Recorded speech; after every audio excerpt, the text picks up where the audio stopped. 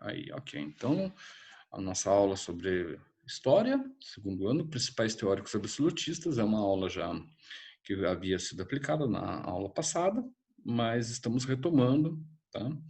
Devido a alguns problemas daqui da minha parte aqui, né? Afinal de contas, as adaptações estão sendo feitas, né? De uma forma lenta, mas estamos chegando, estamos conseguindo. Então, primeiramente aqui, quando falamos de teóricos absolutistas, né, nós trazemos três grandes, importantes teóricos, né, da Idade Moderna: Hobbes, Bossuet e Baudin. Né? O que é isso? Qual que é a ideia? Bom, primeiro, nós falamos de um momento, de um tempo, onde as transformações políticas estão ocorrendo na Idade Moderna, principalmente, tá, na Europa Ocidental. Então, o que é? Nós estamos o Estado, né? Nós estamos tendo uma formação de um Estado relativo, tá, às leis que esse Estado vai criar, tá, para administrar. Tá? Administrar o quê? Administrar o povo, né? De um modo geral, a sua região, onde vai ser denominada como futuro país. Até então, nós não tínhamos isso. Nós tínhamos uma relação entre esses estados cultural.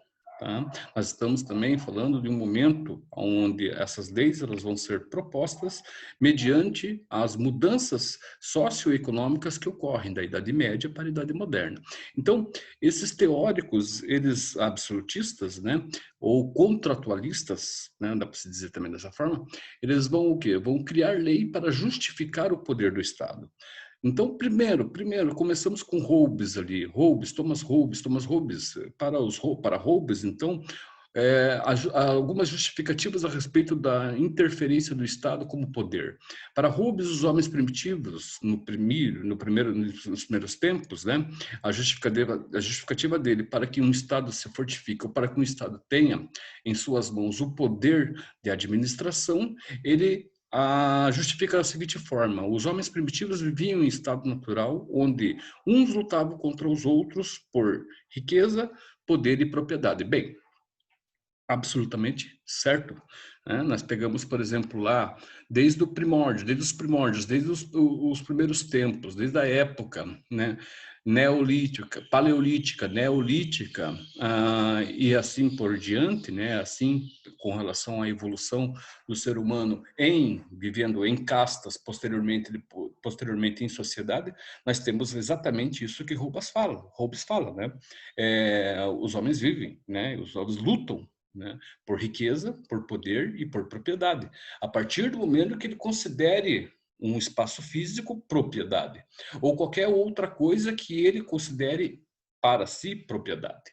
Tá? Isso é indiscutível. Tá? Existem outras teorias, tá, a respeito, né, desse momento da formação, né, do ser humano com relação à vida em sociedade. Tá? Mas Hobbes ele justifica que os homens, né, historicamente, são e agem dessa forma.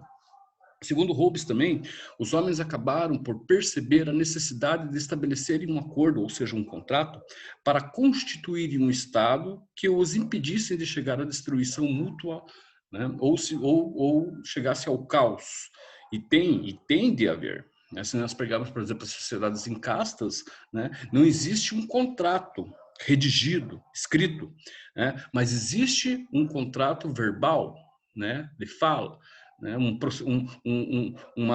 contrato onde as pessoas têm de respeitar o direito do outro, mesmo que, como eu falei, não seja redigido isso no papel, mas têm de respeitar o direito do outro para, né, elas viverem, para que essas pessoas vivam, passem a viver, né, uma igualdade, tá? Ou para que o outro não interfira no espaço de outro, de alguém.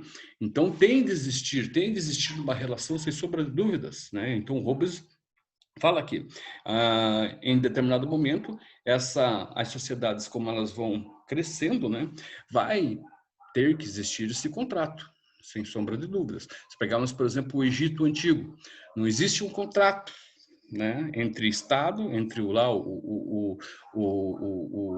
vamos colocar o faraó lá, né, ou qualquer outra liderança, né, que venha, que pertença à hierarquia, né, não existe um contrato, mas existe uma relação, né, entre esses homens, entre essa sociedade, entre essas comunidades, aonde o direito de liberdade está com relação ao outro, né? Então, se eu vivo dentro de uma sociedade onde eu trabalho e onde eu produzo trabalho, onde eu construo família, constituo família, né, eu tenho que ter uma segurança para que isso aconteça, da mesma forma que o outro, né? Então, em determinado momento, esse contrato ele passou a ser exigido, mas mais principalmente mais na idade moderna do que qualquer em outro tempo, porque aqui nós estamos falando do quê?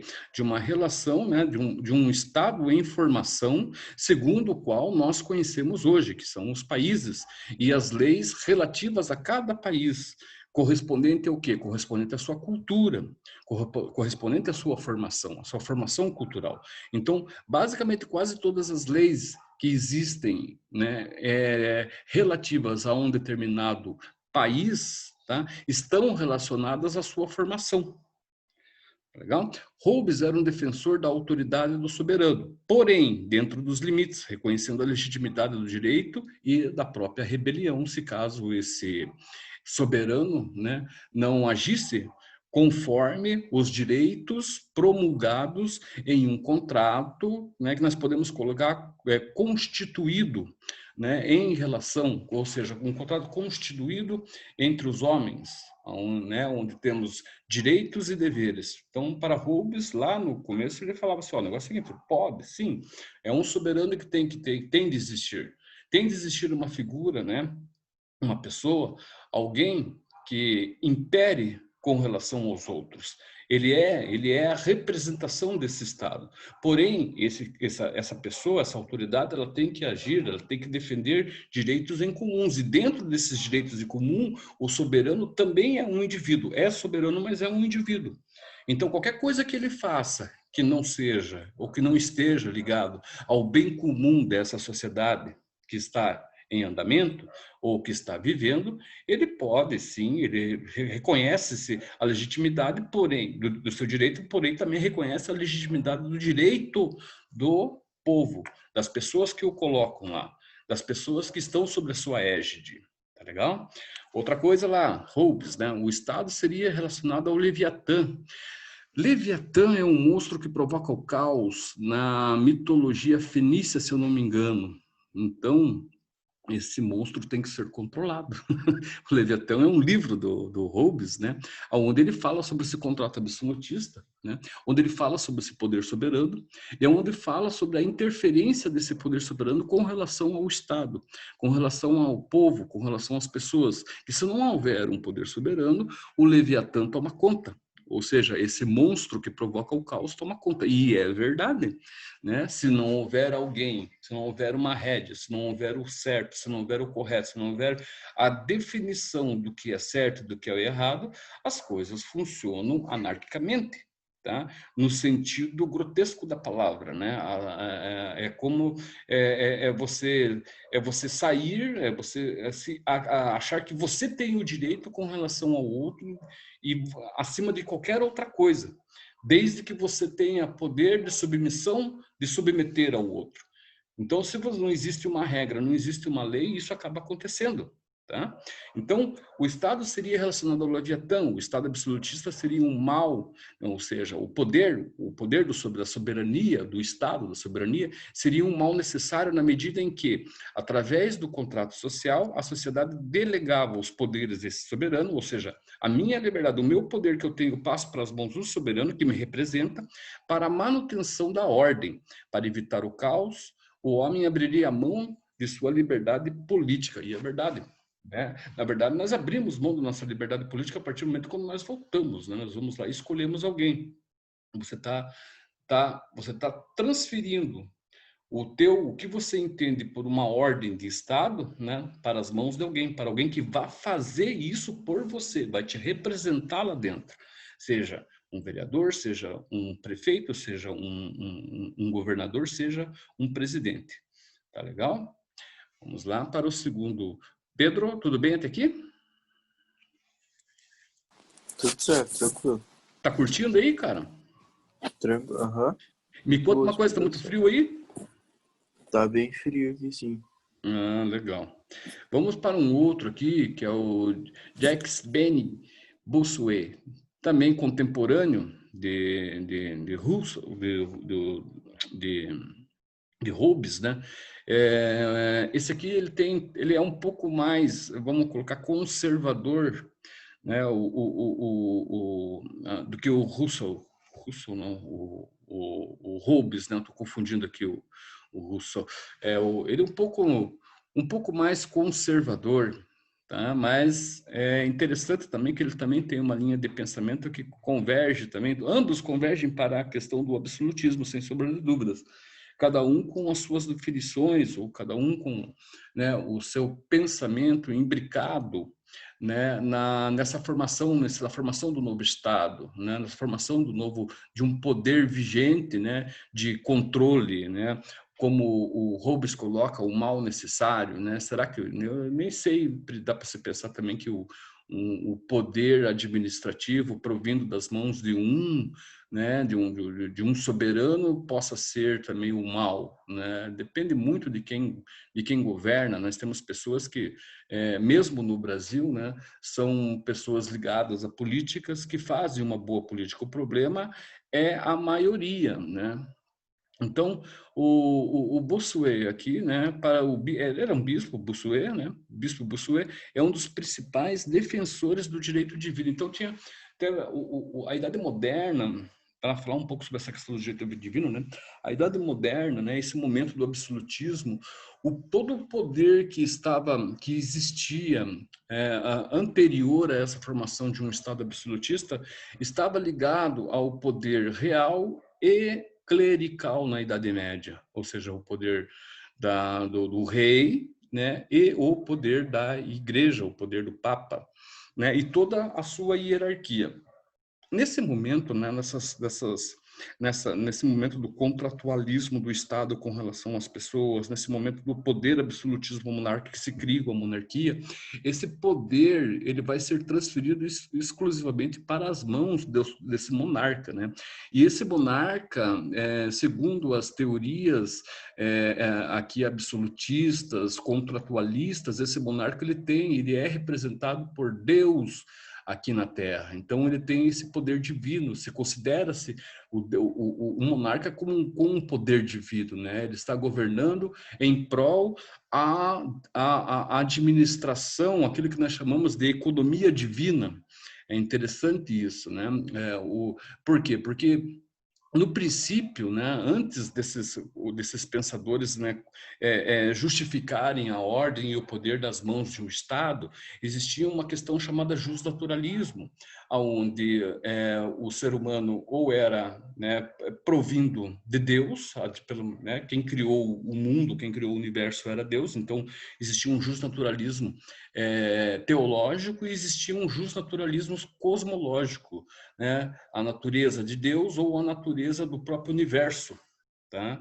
Nós estamos falando de um momento do antropocentrismo, onde o homem passa a ser o centro, né? Onde a razão passa a predominar. Então, aí vem essa questão também do justnaturalismo cosmológico, onde o universo, né, se forma antes de qualquer outra vida, né, no planeta, no planeta Terra, no nosso mundo. É claro que lá era interpretado de uma forma apenas, exclusivamente, e estava ligado diretamente esse justnaturalismo cosmológico com o justnaturalismo teológico. Então, esse monarca ele tinha esse poder não cosmológico, mas sim teológico, ou seja, ele estava ligado à figura de Deus, ele era a representatividade, né? Ele era a conexão dos homens com relação a Deus. É isso que justificava o poder, por exemplo, dos absolutistas da Idade Moderna. Tá legal? Então, o livro Política, do Bossuet, né, foi inspirado na Santa Escritura, ou seja, foi inspirado na Bíblia. Né? A autoridade real emana a vontade divina. Então, o que o rei quer, Deus quer. né? Você atacar a Deus, você não está atacando a Deus, desculpa, você atacar o monarca, você atacar o rei, ou qualquer um que faça parte, né, da sua hierarquia ali, né, você está atacando diretamente a Deus. Então, o homem como temente a Deus, né, pegamos aí a Idade Média, 1000 anos ali, onde a concepção de poder estava ligado à igreja, e essa igreja estava ligada diretamente a Deus, né? Nós tínhamos o teocentrismo, né? Então, atacar alguém ligado à representação divina era atacar diretamente a Deus. Então, o homem era temente a isso. Tá? O rei atua como ministro de Deus, como já falei. Rebelar-se contra o rei era rebelar-se contra Deus. Então, são mecanismos, de uma certa forma, de manipulação, né? É claro que hoje, né, nós entendemos de outra forma, né? O mesmo padre ou o papa, ele é terreno, o poder dele é terreno, né? Ele é uma representatividade de Deus apenas, né? Naquela época ele tinha uma ligação quase que direta, as pessoas entendiam dessa forma, né? Então, resta ao povo aceitar sem reclamações as determinações de um soberano, né, devido a todo esse mecanismo que se criou para controle. Então, o Bossuet, conforme, né, a Bíblia, né, ele justifica o poder real como poder divino. E, claro, deu certo. Né? Algumas características de Bossuet, então, característica sagrada. Os príncipes são representantes de Deus da terra. Paternal, uma característica de Bossuet, os príncipes devem tratar seus discípulos como membros de sua família. Tá? Depende do conceito de discípulo. Discípulo pode ser hereditário, discípulo pode ser a hierarquia apenas ali da administrativa, né? Depende.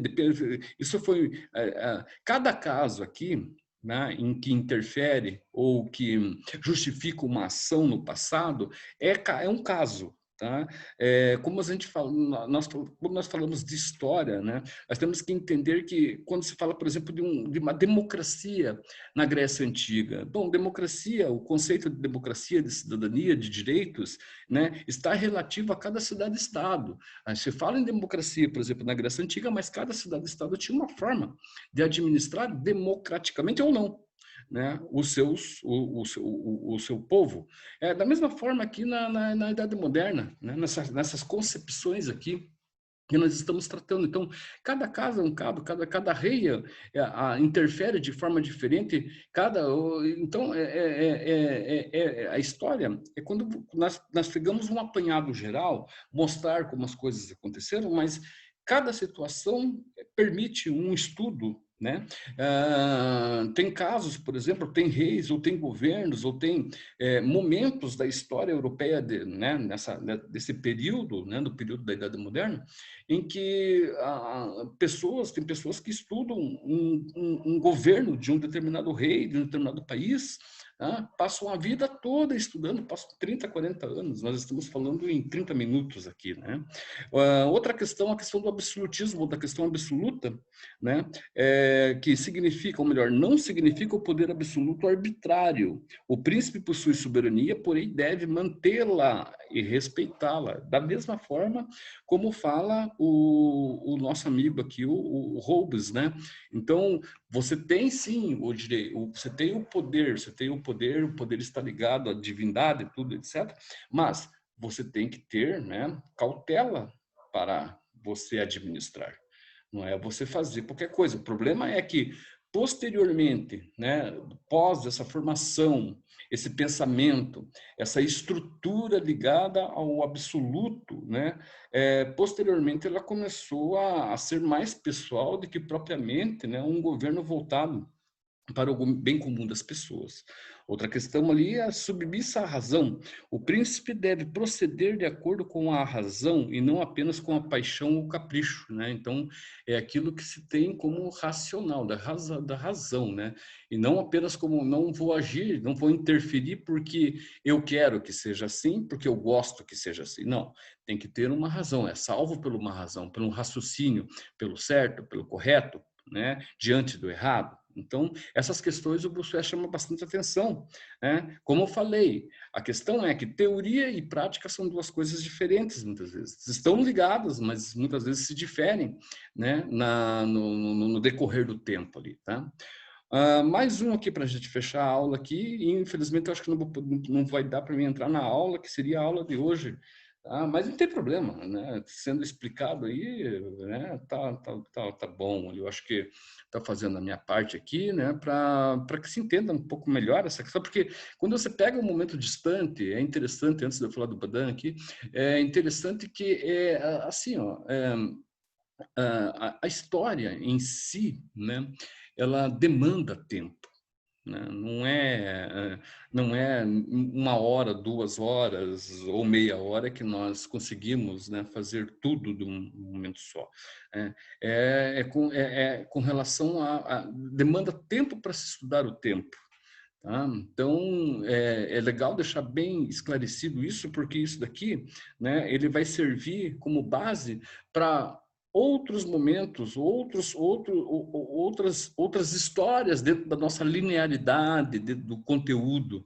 Então, se a gente entender bem essa questão aqui da formação de um Estado, do Estado absolutista, nós vamos poder entender, por exemplo, a Declaração dos Direitos do Homem, né, em 1789, na Revolução Francesa, né, vamos colocar assim, na queda, né, da monarquia e a ascensão da burguesia. Iremos entender, por exemplo, mais posteriormente, o iluminismo. Poderemos entender, a partir desses pontos chaves dessa base aqui, um pouco sobre a história do Brasil, né, sobre a colonização, sobre o período imperial, sobre o período republicano. Estão ligados a isso daqui, não que sejam ou que façam, né, ou que as leis promulgadas estejam diretamente relacionadas, mas tem, né, sim, a sua ligação lá. Não estou falando direta, mas indiretamente, quem sabe, né? Então, Baudin, por exemplo, o Estado é constituído essencialmente pelo poder, fundamentado pela soberania absoluta. Por ter caráter divino, ele não pode deixar de olhar para o bem dos seus súditos. Tá? Então, começa por aí, né? Também o poder divino, o poder da transferência, né? O poder da divindade nas mãos do quem? Do monarca. Outra questão, outro pensador aqui, né? Que também atribui a divindade ao poder do rei. Então, são três aqui, né? Tanto Hobbes, Bossuet, como o Baudin, passam a interpretar, né, ou escrevem ou justificam o poder relacionado ao rei com o Estado. Né? Outra coisa, o monarca interpreta as leis divinas, obedece elas, mas de forma autônoma. Então, cada monarca, nós estamos num período também de transformação religiosa, né? Nós temos as reformas de Lutero, né? Nós temos o protestantismo de Lutero, o protestantismo de Calvino, o protestantismo do Henrique VI, VII, não lembro, né? Que é o rei da Inglaterra, com a sua reforma anglicana. Então, tudo isso está ligado a uma série de questões que estão, né, que são contextos, né, de transformação, de mudança naquele momento. No momento onde, né, na Idade Moderna, na Europa, todas essas transformações, posteriormente, elas vão refletir aqui. Né? Se a gente pegar, por exemplo, lá, mas isso posteriormente, né, baseada nessas reconstruções, né, nós temos lá os direitos do homem da idade, na Revolução Francesa, ou mesmo na independência norte-americana, isso tudo vai fazer ou vai dar um apoio, tá, intelectual, né, aqui para o Brasil, no momento, por exemplo, das revoluções separatistas aqui, como, por exemplo, a Revolução em Confidência Mineira, né, a Revolução Mineira, em Confidência Mineira, né, até hoje você tem lá o estandarte da bandeira de Minas Gerais, né, liberta-te que também será liberto, né, em latim. Então, todas essas questões que ocorrem no mundo, na Europa, elas vão ser referências, elas vão referenciar outras histórias né, em diferentes partes do mundo, principalmente nas colônias europeias, né, tanto colônias africanas, quanto colônias da América do Norte, colônias da América Central, colônias da América do Sul. Tá? Então, isso tudo é interessante observar agora, porque vai servir como base para as reestruturações políticas. Tá? Então, segundo Baudin também, a soberania é o alicerce de toda a estrutura do Estado. Os magistrados, as leis, as ordenações, essa soberania é a única ligação que transforma num único corpo perfeito, que é o Estado, as famílias, os indivíduos e os grupos separados. Então, é o Estado que promove, né, essa questão de alicerce, né, para que exista a comunhão, para que exista, né, o bem viver, para que exista o bem comum. Tá? Quando você cria um corpo perfeito, quando você cria um Estado que consiga ter uma progressão, né, conforme a sua Constituição, as coisas funcionam relativas a essa Constituição, a esse Estado. E é bonito demais.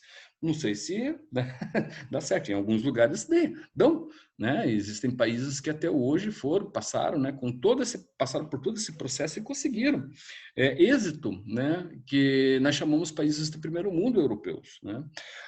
Bom, ao mesmo tempo em que o Estado é absoluto, o mesmo assegura e mantém a coesão de todos os elementos da sociedade. Então, a partir do momento que um Estado é administrativamente absoluto, consolidado por suas leis, né, o Estado vive vive saudavelmente os seus pertencentes, né? Ai, ai. Próxima aula, amanhã, damos continuidade a isso. Beleza, Pedro? Bom dia, até amanhã. Tchau, tchau, professor.